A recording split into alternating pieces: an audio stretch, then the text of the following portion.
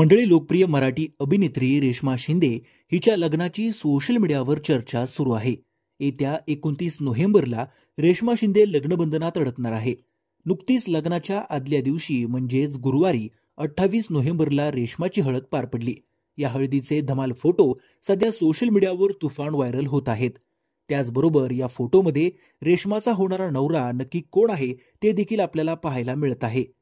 जेव्हापासून रेश्माच्या केळवणाचे फोटो समोर आले तेव्हापासून रेश्मा नक्की कोणासोबत लग्नबंधनात अडकणार याची चर्चा सोशल मीडियावर सुरू झाली होती. नुकताच रेश्माच्या हळदीतील एक व्हिडिओ समोर आला होता, ज्यामध्ये तिच्या नवऱ्याची पहिली झलक नेटकऱ्यांना पाहायला मिळाली होती.